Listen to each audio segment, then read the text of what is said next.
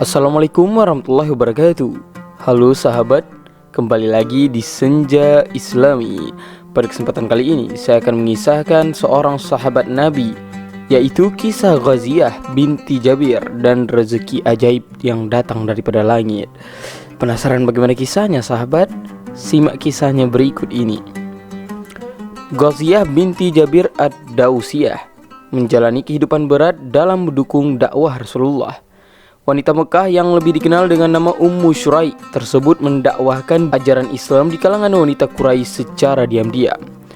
Ketika siksaan kaum kafir harus dihadapinya, bantuan Allah selalu datang berupa rezeki daripada langit yang datang secara ajaib kepadanya. Ghaziyah beriman begitu Rasulullah mendakwahkan Islam pertama kali kepadanya. Diam-diam ia mencari tahu tentang kenabian Rasulullah dan segera mengikrarkan syahadatnya. Sejak saat itu ia pun bertekad mendakwahkan setiap ilmu yang ia dapat daripada lisan Rasulullah. Setiap hari Ghaziyah tampak melakukan aktivitas seperti biasa. Ia mengundang teman-teman wanitanya ke rumahnya ataupun mengunjungi mereka. Namun sebetulnya wanita dari kabilah Ghatafan tersebut melakukan dakwah dengan cara halus.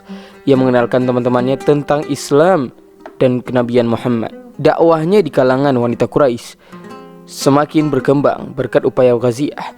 Ia melakukan dengan diam-diam hingga para pemuka Quraisy tidak menyadarinya.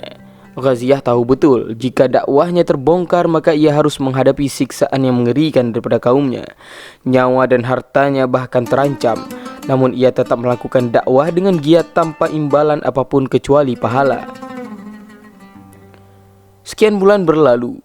Sejumlah wanita Quraisy telah menyatakan keimanan. Sampai-sampai di kalangan wanita dakwah Ghaziyah tidak lagi menjadi rahasia. Namun karena hal tersebut, seringkali terjadi seorang pria memarahi adik perempuannya karena berislam dan beriman, karena mengikuti perkumpulan Ghaziyah. Namun si adik akan menjawab, "Kenapa kau memarahiku? Tidakkah kau tahu bahwa istrimu juga telah berislam?"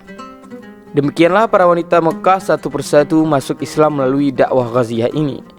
Namun semakin banyak wanita yang beriman, semakin terbongkarlah dakwah Ghaziyah. Hingga pada puncaknya kaum kafir Quraisy menangkap Ghaziyah. Sejak saat itu suami Ghaziyah tidak lagi mendampingi. Sang suami Abu Ak juga telah berislam. Lebih dahulu berhijrah bersama keluarga dari kabilahnya yang juga telah berislam. Ghaziyah pun ditangkap seorang diri. Ia ditangkap oleh kaum kafir Quraisy dan diserahkan ke kabilahnya yaitu suku Daus untuk disiksa. "Jangan-jangan kau telah memeluk agama Muhammad?" ujar seseorang daripada keluarga suaminya. Tanpa ragu ataupun takut Ghaziyah menjawab, "Demi Allah aku telah memeluk agama Muhammad." "Maka kami akan menyiksamu dengan siksaan yang berat." Maka dibawalah Ghaziyah dari Zil Khalasah ke suatu tempat yang tidak ia ketahui. Tubuh Ghaziyah dinaikkan paksa ke atas unta yang kasar tanpa pelana. Di tempat antah berantah ia ditinggalkan seorang diri selama 3 hari 3 malam tanpa makanan ataupun minuman. Ghaziyah merasakan lapar dan haus yang sangatlah pedih. Siksaan yang diterimanya begitu berat lagi kejam. Tidak hanya itu, ketika kembali dibawa dalam perjalanan, orang-orang kafir membiarkannya di bawah terik matahari di padang pasir, sementara mereka berteduh dan beristirahat. Tak sedikit pun makanan ataupun air yang diberikan untuk Ghaziyah. Lapar dan haus tak terkira dirasakan oleh Ghaziyah, belum lagi terik matahari yang menyengat tubuhnya. Sampai-sampai mata dan telinganya tak dapat mendengar dan melihat. Ia bahkan hampir saja pingsan. Saat puncak keletihan itulah kaum kafir berkata, "Tinggalkanlah agamamu itu Ghaziyah." Namun Ghaziyah tidak sedikit pun goyah keimanannya. Lisannya tak mampu menjawab karena begitu lemah tubuh akibat siksaan yang diterimanya. Namun ia berusaha mengangkat jari telunjuknya ke atas langit menunjukkan bahwasanya ia masih menauhidkan Allah Subhanahu wa taala. Kaum kafir Quraisy meneruskan siksa mereka kepada Ghaziyah. Mereka kembali beristirahat dan berteduh, berpikir bahwa Ghaziyah akan mengubah keimanannya jika menerima siksa lebih lama lagi dan lebih berat lagi. Namun justru saat itulah pertolongan Allah Subhanahu wa taala datang kepadanya. Dalam kondisi yang sangat lemah, Ghaziyah tiba-tiba merasakan sesuatu yang sejuk di dadanya. Ketika ia membuka mata, ia mendapati sebuah wadah berisi air ada di sana. Ia pun segera meminumnya, lalu wadah itu tiba-tiba terangkat dan melayang di langit. Ketika Ghaziyah ingin meminumnya lagi, wadah itu pun turun kembali dan terhidang di hadapan Ghaziyah. Ia pun meminumnya kembali. Demikian wadah itu naik dan turun hingga Ghaziyah merasa kenyang, bahkan mengguyurkan air sejuk itu ke tubuhnya, kepala dan wajahnya. Ghaziyah pun merasa kenyang dan segar kembali. Ketika orang kafir bangun, mereka terkejut melihat kondisi Ghaziyah. "Dari manakah kamu mendapatkan air itu? Kamu mencuri air kami ya?" teriak mereka geram terhadap Ghaziyah. Ghaziyah pun mengisahkan apa yang ia alami. Orang-orang kafir itu terkejut seraya berkata, "Akan kami periksa simpanan air kami, akan kami buktikan kebenaran agamamu."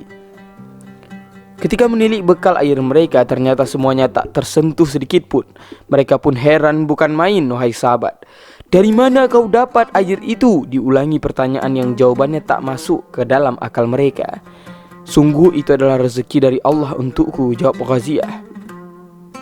Mereka orang kafir tersebut lantas bersyahadat. Mereka melihat sendiri kebenaran agama yang diyakini oleh Ghaziyah. Mereka semua masuk Islam dan kelak turut berhijrah ke Madinah menjadi umat pertama Rasulullah. Masya Allah, sahabat, keajaiban tak hanya terjadi sekali kepada Ghaziyah. Ghaziyah mengalami kedua kalinya saat ia hendak berhijrah ke Madinah. Saat itu ia tak memiliki teman untuk berhijrah. Seorang Yahudi dan istrinya kemudian menawarkan bantuan.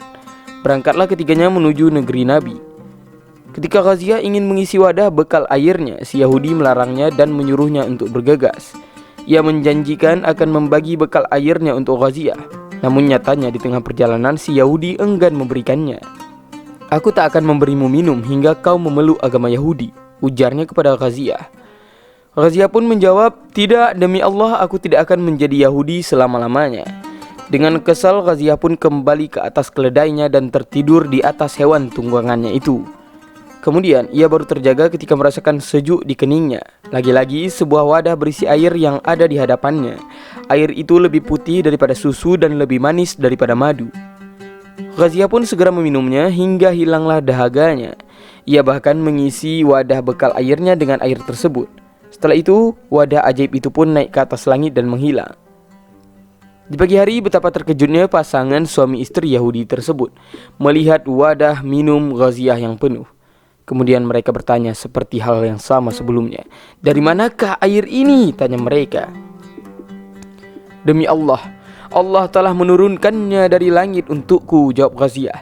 Si Yahudi terdiam meyakini namun enggan bersyahadat. Mereka pun mengantar Ghaziyah hingga tujuan. Ghaziyah pun selamat sampai ke Madinah dan dapat berkumpul lagi dengan suaminya. Terlebih lagi ia dapat kembali merasakan manisnya ilmu daripada Rasulullah SAW di sana. Ketika suaminya meninggal, Ghaziyah menghibahkan dirinya kepada Rasulullah. Namun Aisyah merasa cemburu hingga turunlah surat Al-Ahzab ayat 50 yang menyatakan tentang bolehnya satu wanita untuk menghibahkan dirinya kepada Nabi, yakni sebuah hak khusus yang hanya boleh untuk Rasulullah saja. Namun Rasulullah menolak dengan halus. Meski diizinkan, Rasulullah tidak menerima wanita yang menghibahkan diri kepada beliau. Ghaziyah pun tak berkecil hati, namun ia enggan menikah kembali dan menghabiskan usianya untuk beribadah kepada Allah Subhanahu wa taala. Masya Allah, semoga sahabat semua dapat mengambil hikmahnya. Lebih dan kurang saya mohon maaf. Wabillahi taufiq wal hidayah. Assalamualaikum warahmatullahi wabarakatuh.